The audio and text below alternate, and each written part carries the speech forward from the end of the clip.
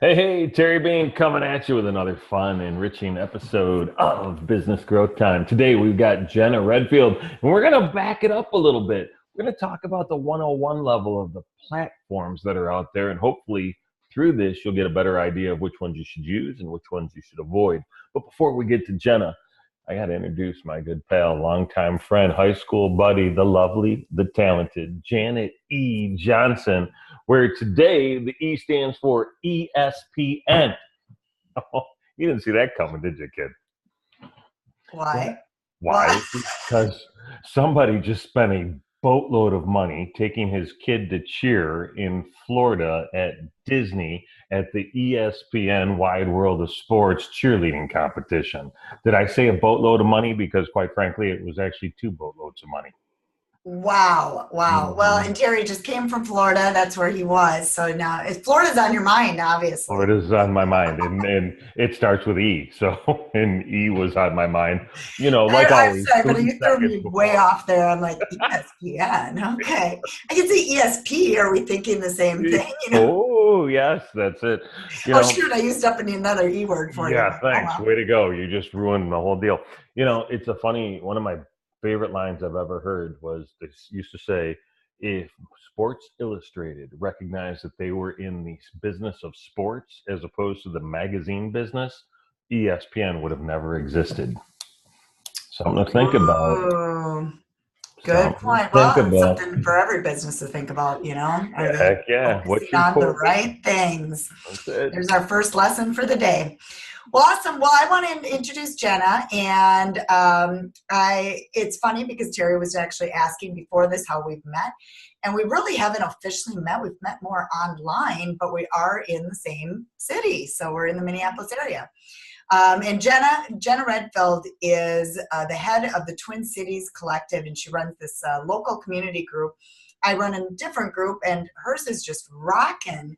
And I've been kind of watching it and looking at things, and just decided, you know what, I'm going to reach out. And now we have you on. So welcome, Jenna. Thank you for having me. Yeah, it's Very cool. good. It's very cool we're meeting virtually, but soon we're going to actually meet in person. For Like sure. really soon, right? Like you guys are going to meet up and do things collaboratively next month. Exactly. How fun. Exactly. Collaboration. Yeah, exactly. That's an E word. That's what my group is all about. We could call it e-collaboration, I guess. Have the E. We're E collaborating now. Awesome. So we're going to talk about platforms, and we're going to talk about technology and the different platforms. So start off by first off telling us about your story. I'd like to hear a little, Jenna, about your background and how you even got into starting all this. Yeah, so I have been on the internet since basically I was born. I mean, actually, the internet came out the week I was born, which is kind of funny. Jerry, she's younger than us. So I was born in Sounded right. 91, and it was the week that the World Wide Web was introduced, which I think is really funny that I was born the Yeah. same week as the internet. But it was crazy. So in high school, I discovered YouTube. YouTube had just launched when I was a freshman in high school, and I kind of realized, wow, this is such a cool platform. And I didn't know anything about video editing or anything, but I taught myself just from watching tutorials. I had a really old laptop, and I just taught myself Windows Movie Maker, and then eventually got a Mac and learned how to use iMovie. And then decided to go to school for media production as my major. My plan was to move to LA and be a Hollywood filmmaker and do editing, but when I moved out there, I realized that's not really what I wanted to do.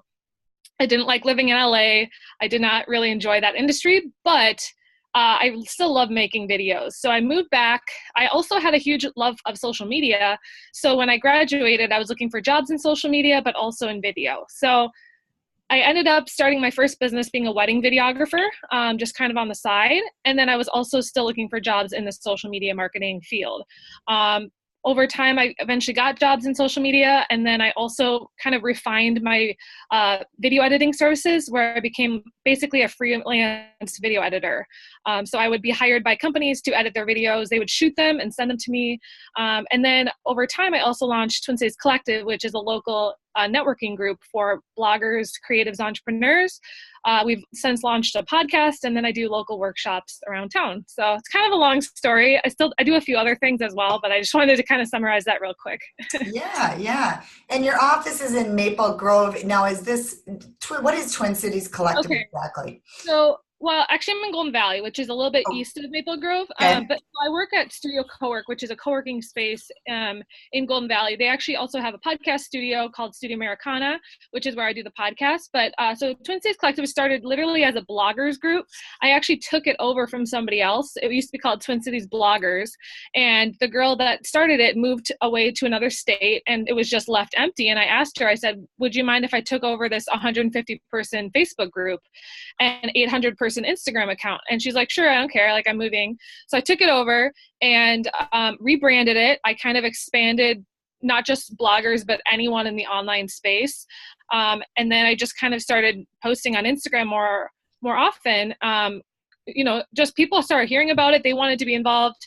It just grew like crazy. And now we have a podcast. I do workshops around town, mostly here at Studio Cowork. We do local meetups and events. And then I'm going to be launching some like online courses, eventually like an online membership as well. Cool. Yeah, very cool. It's super interesting to hear the background. Well, and how young you are. No, I'm just kidding. Yeah. Okay, so do we skip the whole 80s song then? Is that I'm not you sure. probably don't even ask that. Yeah. I mean, so I think I'm a digital native. Like, I grew up knowing technology. And so I think that is a benefit for me. I tend to be my family's IT person. Like, if they have help with, like, my mom needs help with her apps on her phone. My dad sometimes struggles, even though he's been on the computer as long as I've been alive. But yet it's not like native to him. And he doesn't spend as much time on it as I do. So I tend to know a lot of things about different platforms or whatever. And I just read a lot. I like absorb a lot of information, and I tend to like to be in the know of a lot of things that are happening. Yeah. It's kind of funny because I get asked to do all the IT stuff too. And I'm like, okay, social media marketing and IT are two different things. But it's funny because when you do get techie, you do end up being able to figure out anything. Eventually, sometimes it could take a long time, but it is, two different things. I tell people all the time, the secret to being a social media expert is to not be afraid of pushing buttons. Yeah. Right? Yeah. It's the same thing with fixing technology. You really can't break it until you do, of course. And then don't blame me. I told you not to do that. That was on you.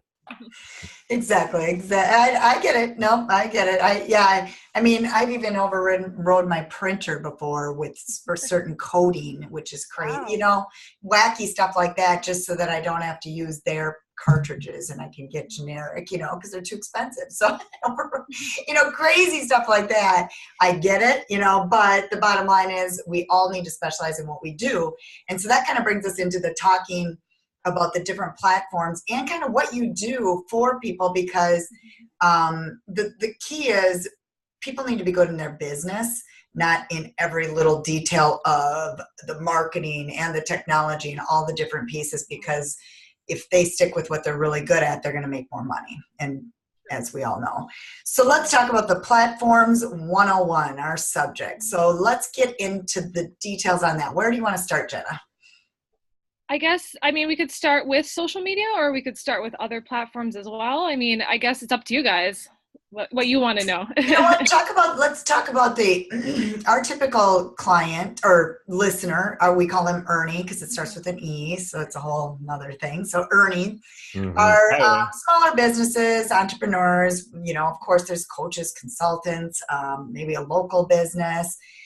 Different, even e-commerce too, maybe. But what would you say let's just give Terry, throw out an example of a type of business that we want to discuss. IT technology repair company. We just got done talking about being tech. So you're a company that fixes computers and sets up computer networks, right? You're doing mostly business to business, but occasionally you've got a customer that's owns a house and has a little network set up, so you want to reach both of those audiences. Yeah, I think for that, it depends on who your so you said it's B2B? Mm-hmm. Okay, I would say probably Facebook would probably be the main one. I don't know if you guys agree. I just think maybe ads or even Google, if people are Googling things. I used to work for a moving company. That was like my job. I was a marketing director there. And I learned over time, I was like, their audience is not on Instagram. That was my platform of choice. And over time, I thought, oh my gosh, I probably should have spent more time on Google ads and Facebook because their target market was 40 plus and not my target market usually, which was 20 to 35, which is what I'm in. And so I think for me, I've learned over time, go where your audience is. And I think it depends on who your audience is. So if it's a B2B, I mean, LinkedIn is obviously known as a B2B platform. Facebook is a little bit more of that as well. I mean, you can use the tracking pixels, you can use all of that stuff. So I guess it just depends on how you want to brand yourself. If you want to brand yourself for millennials, then maybe go on Instagram. If you want to brand yourself for the tech community, you might want to go on Twitter. I think it just depends on your target audience.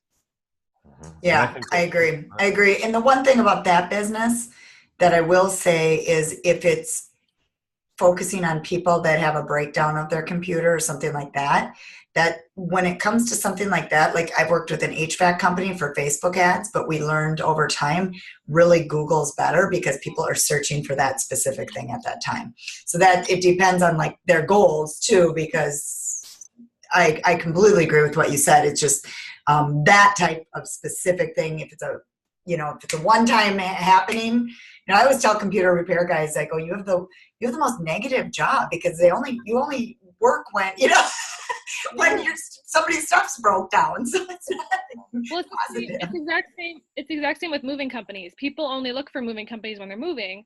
And Yes. Also, unfortunately for us, when I worked there, people only review you when they had a terrible experience. So people don't give good reviews on Google so that's why most moving companies have terrible reviews because nobody's going to go and like say, oh, they were great. I mean, unless they were really great, I feel like it's not easy for the person running social for moving companies, just in general. Yeah. Okay. Certain types that. Yeah. I had an appointment with a periodontist this morning. The periodontist has really pokey, sharp instruments that they stick in places in your mouth and it hurts a lot. Nobody likes them very much. So not at all. No, dentists have a tougher time too, but the thing is dentists have to. I mean, you got to go to the dentist. I mean, it's a basic, like you said, periodontist. That's a specialty that, yeah. Mm-hmm. That's good. Exactly. Dentist very often. So let's talk about the periodontist or the dentist or the orthodontist as a potential listener or someone that needs social. How would you go about working with them? I think for me, I would probably focus really a lot on the web design. I know it sounds different, but like I remember my dentist had a terrible website and I was always really upset because I was like, I've been going to him since I was a child, but I was like, if I were to pick them, I wouldn't based on their website because it just looked like it was from the 80s or something, which the internet wasn't even around then. But I think I would definitely focus on the local. So maybe doing Instagram for them because it's such a local business. And I think getting those good visuals is really important. Like getting pictures of the space, getting pictures or maybe even videos of like the office and what it looks like. I think visuals are really good for that kind of work. I think you bring up a really good point. It's the platforms that we're not just talking social media. We, a lot of people forget, they think, oh, well, if I just put myself on Facebook, then I don't need to update my website. But we wanted to go to the home. I mean, that's their home. Yeah. A lot of the stuff I do is very visually oriented. I'm a photographer and videographer, so a lot of the stuff I do is more of the content. So for me, I love like visual oriented platforms like Instagram. I've actually talked a lot lately about Pinterest just because it's definitely not for local businesses is what I've kind of learned. It's mostly for online businesses. So a lot of people are like, should I be on Pinterest? And I'm like, but people aren't Googling periodontists in the Twin Cities on Pinterest. I'm just saying, So I think that you just kind of have to understand the purpose behind each platform, especially if it's local. Because I think the reason I chose Instagram as the main platform for Twin Cities Collective is because it's very easy to find local people on there. because people put their location, they share when they're at a spot around town, and you can actually follow the locations, all of that. So, I mean, if you want to start using hashtags about, if you're in Golden Valley or Maple Grove, like start using those hashtags, people can start looking and seeing what businesses in that area are happening. So. Great tip. Yeah, I agree. I completely agree. Yes, and I'm a huge Pinterest fan. Actually, we just had on our show, the latest show, you should watch it, the owner of Traffic Wonker. Okay. And it was amazing, his platform. Amazing. It's just specific for Pinterest and crazy. I'm a Tailwind user, and I'm sure you've heard of that one. But if you're a Pinterest user, Traffic Wonker it's amazing. So I hear you, and Pinterest is like that traffic driver. But I've always said that too, it's hard to localize it. Unless you're doing an ad with Pinterest. I mean, you can obviously localize that. Yeah. I think that I've just found, because Pinterest is a search engine and not a social media site, I think you have to know how to use it. And I think I've learned the power of Google over the last couple of years, working here at a co-working space where there's a lot of other ones around town. Most people that have found us through Google, because they just Google the closest co-working space to them and they book a tour. So I feel like same with dentists, you want to not be too far away, and you want to find one that has good reviews. I mean, to me, reviews are what make and break the internet and make and break businesses these days. So if you're going on Google, you look at the Google reviews. If there's no Google reviews, you're like, well, has anyone ever been here? I think people underestimate how important Google, and I guess that Yelp would be the Google Places. Yeah, Google Business, Google My Business. Google Business, yeah, they keep changing the name on here. Yeah, I was gonna say, Janet, you're so 2017. Yeah, that was like back in the day. Yeah, exactly. Goodness gracious. Yeah, I mean, I don't really trust Yelp anymore. I have kind of had some really bad experiences with their sales team when I was working for businesses, where they basically, I've learned things that people have bought reviews or done like revenge reviews, where people have paid for their competitors' reviews to like do negative ones. And I think Google reviews are a little bit more trustworthy than Yelp, in my opinion. But why? I mean, do you really think that people aren't turfing on Google just like they're turfing on Yelp? I think because it's tied to like your Google account, which maybe that just makes it seem like more legit. I don't know. I guess maybe that's why, because I feel like with your Google account, it's more public. It's tied to your email. It's tied to like your business. And I feel like on Yelp, it's a little bit more anonymous in my opinion. But I also just feel like my generation doesn't really look at Yelp. I just have people just go to Google and they see the reviews that way because it's already there. I don't look at Yelp, and our guest that we had yesterday, just such a great line, right? If I stand here and tell you how great I am, it's a sales pitch. But if somebody else tells you how great I am, it's the truth, right? So Michelangelo Caruso shared that. And I think that's really true. And I think reviews are really important. And because we were talking about that, I just went and looked at my dentist's website, which I have never, ever done. I found my dentist because we were coaching our kids together in baseball, right? So then we just started using them as a dentist, right? Yeah. Our kids have been friends since they were 4. So it's pretty easy. I don't know. His website's okay, but I would not. I'd like to get your both opinion on it and see what you have to say. Yeah, that's funny. Old school. Well, I think, for my dentist, my family has been going there for over 50 years. Wow. They went to his dad before so then the son took over the practice. So my family, so for me, that was before the internet. So it was just word of mouth, I guess, in that regard, or maybe it was the only option back in the 50s or 60s when my family started going there.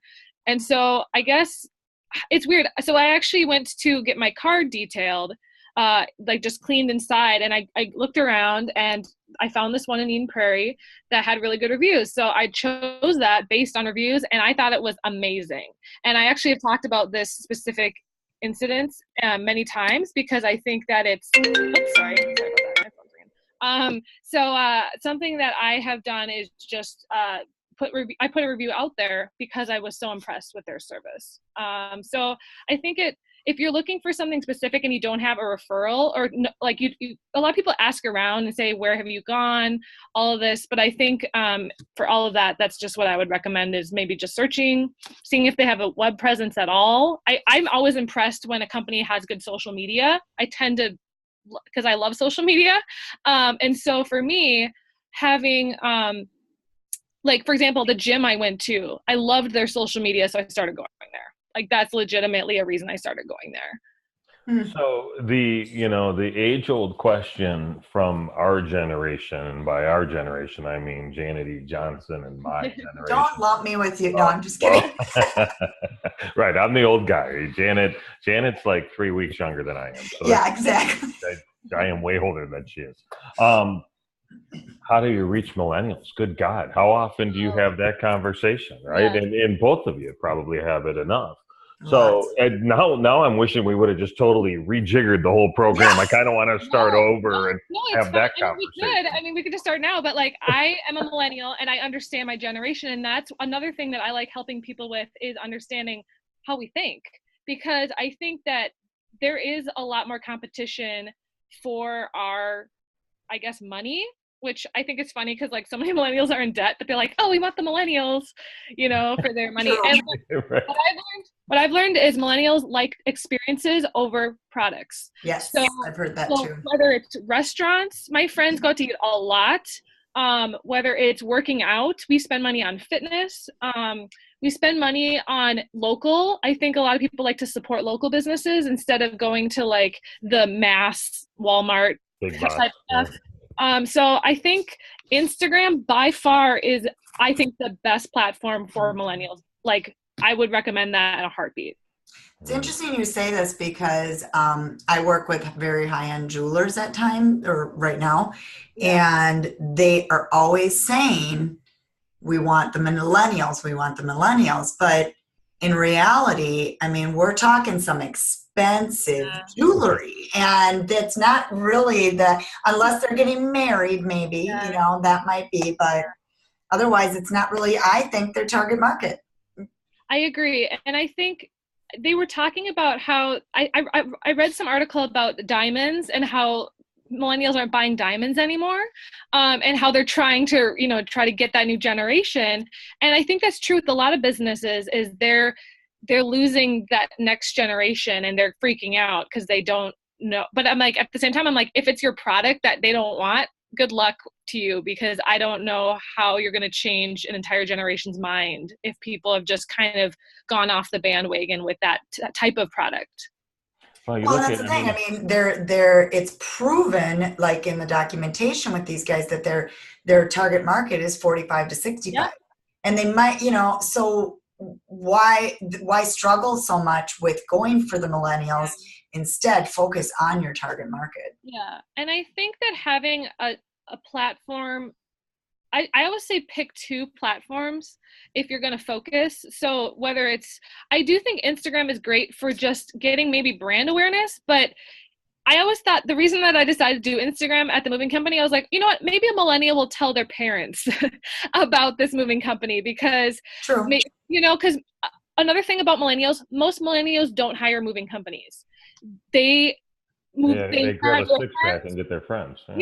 I've had multiple friends move, and I've helped them. We rent a truck, we rent a trailer. We also don't have that much stuff compared to somebody who lives in a 5-bedroom house.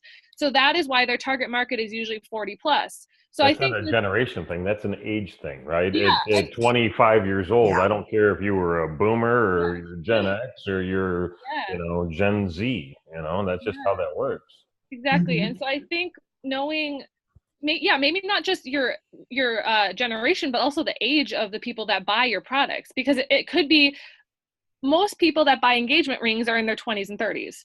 And so for that specific type of jewelry company, you're going to want to be on Instagram because that's who your target market is. But if it's just general jewelry, I would definitely not be on Instagram for that. So I think it depends on specifically who your market is. You say that there's not one that's not after Instagram right now. I mean, that's like the key with, but obviously Facebook too.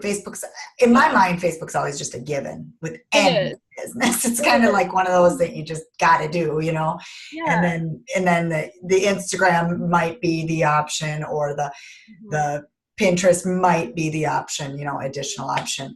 Now, I would like to get into, Terry, do you have any further questions on the millennial? Because I have another question, but I want to continue on that subject matter if you.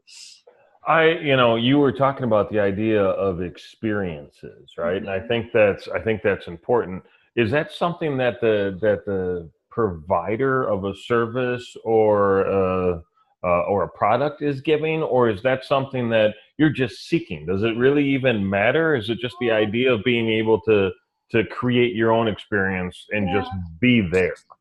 I think what a lot of millennials are bad at is finding a community. And so if you can provide that for someone, like a fun, okay, for example, breweries are huge right now. They are, instead of a bar, which is kind of divey and kind of gross, you go to a place that's very social and it's a lot of people are around. I went to a Parks and Recreation versus The Office trivia night at a brewery in St. Paul. It was booked out. We couldn't find a spot because it was something that had to do with pop culture. Oh, sorry, my phone's ringing again. Sorry, I gotta turn that off. It's all about pop culture.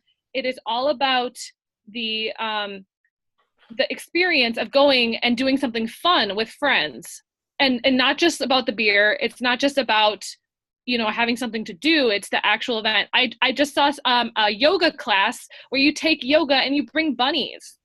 Like there's just all these like things that people are trying Oh my, Terry's a bunny person. And he's getting into yoga. You just talked Terry's language. I no. Terry's wife is a bunny person. Yes. Terry does enjoy yoga. Let's not confuse the two. Yes. Terry does have bunnies though. I could bring bunnies for like all of us. And do the yoga. There you go. Right That's now. hilarious. Yeah. Exactly. And you could bring a friend and I'd still have bunnies. Yes, exactly. So I just see so many Facebook. I mean, most people find out about these through Facebook, but also on Instagram. I have been to events where the only place they promote it is on Instagram and hundreds of people show up.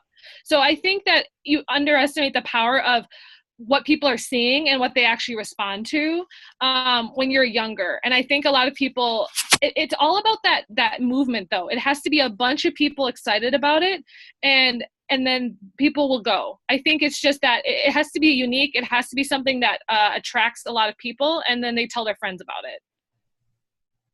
Makes sense. It's interesting. I really don't think about events. Terry, do you? Much on Instagram or like Facebook, you set up the event and you promote the event and that kind of thing. But Instagram, I actually don't promote the social media event that you're going to be speaking at on Instagram at all. Other than my random picture afterwards. That's about it. Motor City Connect doesn't even have an Instagram account. So to give you an example of how much I don't think about it, right? And to me, it's because of the lack of, being the one website to rule it all, right? Yeah. If I can't get you to click and then go RSVP, you're dead to me, right? And so from that perspective, Instagram is almost a disservice, right? Because people are, I don't need you to click like, I need you to show up, right? So action, yes. But it's interesting that I'm obviously very wrong about it based on what you just got done saying. Yes. So I will say two things to that. One, with the one link option, I have a mobile specific version of my website just for Instagram.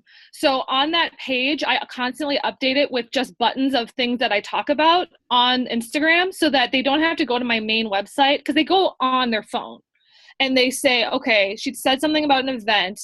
Click the link and then it just says events and people click on it, they go that way. Also with Instagram stories, which I think is going to be the future of Instagram, we just hit 10,000 followers, which once you hit 10,000 followers, you get the swipe up feature, which basically allows you to add whatever link you want and are able to swipe up. So I've been using that every day when I post something and I mention something, I add the swipe up feature. So when I promote my next workshop, I'll say swipe up to get tickets. And then it's just one link. So I think you can do that with Facebook ads now too. Yes, I so believe if you don't have the 10,000, you can run a promoted post because I'm running that for one of my things right now. And you can, because there's a lot of people listening that probably don't have that 10,000 and everybody goes like, oh, I want to get to that 10,000. But you can overcome that by paying for it. Yeah. And that's the thing is organic versus paid. I mean, there's so much, I have never paid for an ad for my group. So it's all organic, which I know it is kind of crazy, but I think it's all about how you I do a lot of in-person networking, and that's how a lot of people find out about it, is because I'm local. I go to a lot of networking events. I tell people about my group. They join it. Then they tell their friends about it. It's been a lot of word of mouth over the last year and a half, almost 2 years. And so it's like I think we have about 2,000 in our Facebook group. And a lot of the times I ask them how they find out about us. It's like 20 different ways. Whether it's the podcast, whether they see it on a Facebook suggested group. Like, there's so many different ways that people find out about it. And I think with our generation, people are everywhere. So it's like you want to be on a lot of different platforms, because people are going to find you on Reddit. They're going to find you on, BuzzFeed. I don't even know. There's so many different things that you can find ways to connect to people. Mm-hmm. I agree. And Terry runs a real big group in Detroit too. So but since you started that, which is like ages ago. I'm not even sure Jenna was born when I kicked it. Exactly. We barely, I don't even know if we had World Wide Web. There was no Instagram when you started that. DARPANET. No, God, there wasn't. No, Twitter was just released when we started it, and nobody knew what Twitter was. We'd been around for 2 years before Twitter even had 1 million people. Wow. Right? So, yeah, old school. Yeah, but you got to change with the time. So that's kind of what you're, talking about, is the platforms 101 is important to realize that, maybe the ways we've been doing things, we should be changing and looking at the newer ways of doing things, and updating what we do. I think not getting stuck in a specific platform and actually like not being afraid to try a new one. I don't know if you guys ever did like the live stream, like Periscope and all that stuff. Oh yeah. Terry and I we were big Blab users. We were like the first ones on Blab. So I remember that. Yeah. But I mean, even though those platforms aren't big anymore, they launched that live movement, which has now come for Instagram and Facebook. And I think I'm trying to get people to do more videos, because that's my background. And I think that it's such a great platform to get people to actually see what you're doing. And I've actually talked to people and said, you need to show the behind the scenes of your business, because that is how people are going to connect with you. You need to show what you actually do and show your skills, and otherwise people don't see it, and you just assume that they know what you do, Yeah, that's right. That's a great. Yeah, I don't do enough of that. Janet and I have covered what we do twice out of 108. Oh yeah. We dive deep into that stuff, Jenna. Like, at least 0.5%. And I'm always like, I'm out in Farmington on a farm field. It's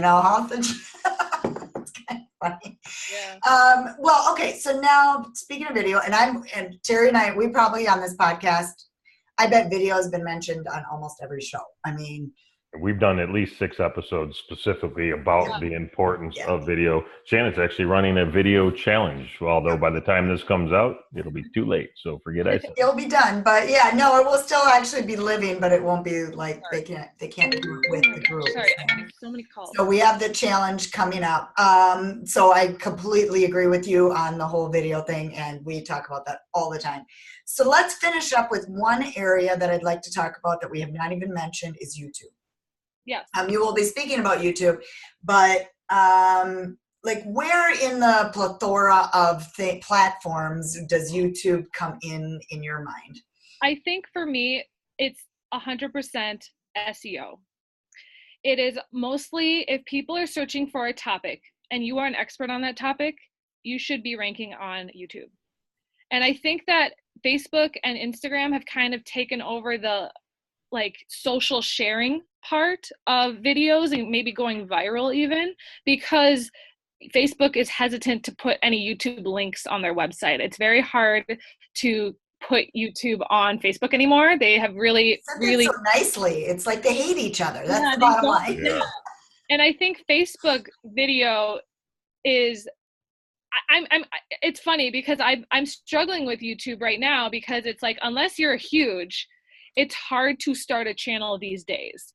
But it is great if something does take off and goes viral. It's a great lead platform. So if people haven't found you on social, they could search for you. One of the people I follow a lot her name is Jessica Stansberry.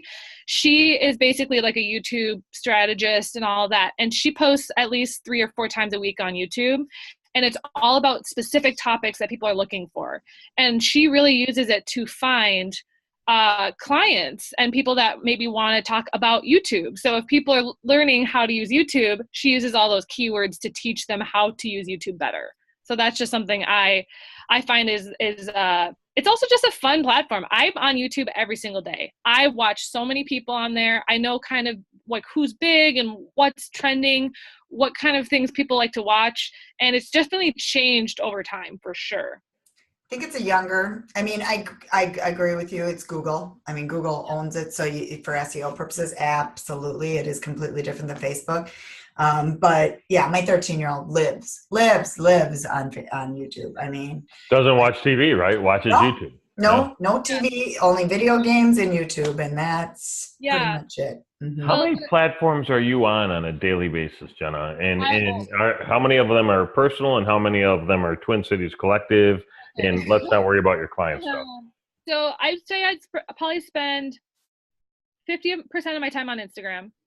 I would say I probably spend 25% of my time on Facebook, maybe 10% of my time on, and this is for like posting and like interacting, 10% of my time on Twitter. I don't use Snapchat anymore. It's definitely gone out of, I think it's gone out. I don't think it's going to have a future. I don't think people are using it. I'm a millennial too, yeah. I don't, like the only people that use it are people that don't have any other social. I'm like, what? You use Snapchat, but you don't use Instagram? Like that's weird. Like I was like, what? It's the people that literally just want to communicate with each other and don't want to post anything publicly. That's really what a lot of people use Snapchat for. It's more of a messaging app than like a social platform is what I found. Mm-hmm. I honestly, because like for Facebook, I usually spend most of my time in my group or like in other groups. I don't really spend a lot of time looking at friends' pages or anything. I'm really on there for business reasons. And then YouTube, I usually do that before work, like when I'm getting ready, I'm putting my makeup on, I'm watching YouTube on my phone or after work. So I don't watch YouTube a lot during the day when I'm working, but I use it as like an entertainment method, like before and after work. So I guess that's my rundown of all my social. No LinkedIn at all. Oh, I do. Yes, I do use LinkedIn. That's true. However, my audience isn't really on there. Most of those are corporate professionals, and I'm more in the entrepreneur space. And most of the people in my Facebook group are between the ages of 25 and 35. So most people are millennials or a little bit older. Some of them are actually, a lot of the newer people that are recent college grads or current college students is kind of my newest market, because a lot of them are looking for jobs. They're looking for connections and networking. So I think for them, LinkedIn is kind of old school and a little bit almost like too old for them. Like it's like 40s and 50s year olds are kind of on LinkedIn. I actually was a mentor last night at my college I went to. They had a alumni event where you could meet current college students and talk to them about all that. But it was just interesting because a lot of them like didn't really have LinkedIn. They didn't really know what to do with it. And I feel like it's not really being taught at college levels anymore. So I'm not sure what that is for them. You like it was taught at college levels before? No. I mean, no, probably not. But I don't know. It's kind of like a virtual resume, though. So that's yeah. I kind of feel my opinion of LinkedIn now, though, I think it's kind of coming back to being more fun, and the posts can be a lot more. Gary Vee's on there all the time doing wacky stuff, and you know what I mean. So I think it could come back to the millennial age. I agree. I think once they allowed video on their feed, I think it changed it in a good way. I think it's allowed people to be professional. It's like almost like Facebook, but better. Like, I think it's actually better than Facebook because it's not just like your grandma posting dog pictures or something. It's like actual like nuggets of information. People post links to articles. People post, there's a few people I follow, I've never met them, but because they have such engaging videos and a lot of people comment on them, I'm like, oh, I'm going to follow this person. They seem cool. So I don't know. Yeah. Interesting. Okay. Well, that totally gave a great rundown. I mean, I really like the millennial perspective of this. So I think that's, helpful to us old folks. And then the platform. So let's hear a little bit. So now we've talked about all this. Let's finish up with what you do for businesses and Yeah. how you can be of help. And obviously you're in the Twin Cities area more than other places. So I'm very technical in the way I like to teach people. So basically I like to teach them how to do things. So a lot of people that are starting out, they can't afford to hire a web designer or hire a podcast producer or something. So they need to learn it themselves, but they don't know where to look. They don't know if they should take an online course. They don't know how to. So basically what I'm doing is I'm kind of a jack of all trades to sit down with someone and say, what do you need help with? So like I have a client that we were working with who's like, I just want to set up a podcast. I don't know anything about it. Help me do the setting up on iTunes. How do I record? How do I get my artwork created? All of that stuff. I can walk them through it and say, this is how you upload every episode. This is what platform you should be using for this. Same with YouTube. Like, how do I create thumbnails? What kind of camera equipment should I buy? I'm basically the person that you ask that you don't know, like if you just don't know what to do, I'm kind of helping you set up eventually what you're going to be doing. So that's kind of because I am such a technical person, I'm helping people set up all of the little things that I've had to figure out myself, and I've gotten good systems down. It's kind of a weird job because no one does that. Yeah, no, but it is interesting because I've heard before that the number one thing that holds people back from moving forward on anything on the internet is that techie piece. Yes. And so if you can help them when they are struggling with a certain part of things, or if they just don't want, some people just don't want to dig around to look for it. They just would rather just hire you to help them, Yeah, exactly. So that makes sense. Mm-hmm. And I've learned I'm more of an educator than a doer. So I don't like to do people's strategy for them. I like to teach them how and why. So I think it's weird. I've learned that over time. I just like to help people and not spend like my life doing it for them. So that's because a lot of people like to be encouraged, and they like to be empowered. And I think a lot of people can do it themselves. They just don't know those initial things or where to even start. And I think that's kind of who my client audience is maybe people not of my generation that are a little bit older that just don't understand the little things that one of my clients doesn't understand Instagram at all. Like she doesn't understand what's the purpose, what kind of content. So I'm just kind of helping her set up so that she can use it as like an actual business platform for herself. So makes sense. Yeah. Awesome. Well, let's finish up with where they can find you. And, if you give any one tip too, that they can take action today, that'd be awesome. Okay, so I think you can find me on, I'm Jenna Redfield on every platform, Twitter, Instagram, Facebook. I think it's Jenna Redfield Consulting on Facebook. And then on my website is jennaredfield.com. I do also stock photos. If you're looking for any stock photography, that's also my website. But then you can also find Twin Cities Collective again, like at Twin Cities Collective, basically everywhere. And then a tip that I have, I'm trying to think.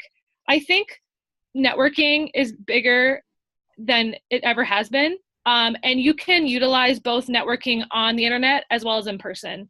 And I think the power of local is bigger than you'd expect. I think finding in-person people to coffee chat with, or, maybe start a mastermind group. I think that's super important. If you're running an online business, it gets very lonely. And I think having those people to talk to and refer are really important. So. Cool. Terry and I would agree. Networking is important. That's a good idea. I just shipped out about a dozen of my books today on networking to people all around the country. So that's fun. Hey, that's a specialty. That's a specialty. A shameless plug for Terry. That happens. Yeah, there you go. No, that is, that's kind of what this show is about, is the social media power brought together with the power of networking, because it's the two sides of us. Awesome. Well, thank you, Jenna. And for Ernie out there, you can find us at businessgrowtime.com. And then if you just add you basically do the /blog or podcast, you can find all past episodes. And then also we have a group on Facebook called, and you just go to businessgrowtime.xyz, and that one will take you right there. So thank you so much, Jenna, for your time, and thank all of you for joining us. Be good.